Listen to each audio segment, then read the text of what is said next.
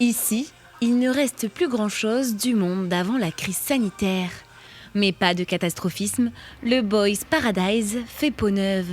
La direction a décidé d'entamer des travaux en attendant la réouverture, avant tout pour tenter de garder le moral.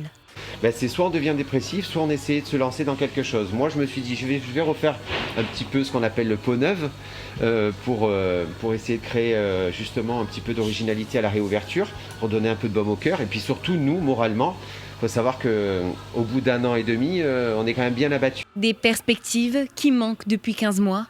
Francky est donc inquiet. Si les réouvertures sont bien autorisées le 1er juillet prochain, il a peur de ne pas pouvoir être au rendez-vous. Et là, je suis très embêté parce que du coup, tout est en chantier, comme vous le verrez certainement dans votre reportage. Et si jamais il fallait ouvrir dans 1 mois, il y a une autre pénalité que le gouvernement n'a pas pris en compte. C'est que moi, par exemple, si je ne suis pas au rendez-vous le 1er juillet, qu'est-ce qu'ils vont penser les jeunes de mon établissement? Ils vont penser que la direction a changé, ils vont pas revenir tout de suite. Francky regrette également la mobilisation tardive des politiques. La seule chose que j'ai du mal à comprendre, c'est pourquoi cette réaction, pourquoi s'être positionné si tardivement. Pourquoi l'année dernière, en étant élu maire, je pense que vous êtes conscient que vos communes, ce qu'elles demandent comme énergie, et à partir de là, vous savez comment elles fonctionnent et vos commerces, à quoi ils servent aussi.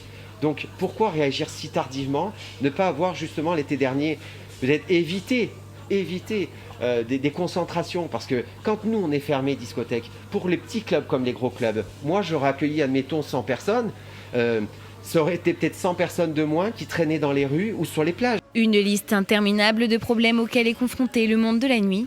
Une situation difficile qui commence également à créer des tensions entre les différents établissements.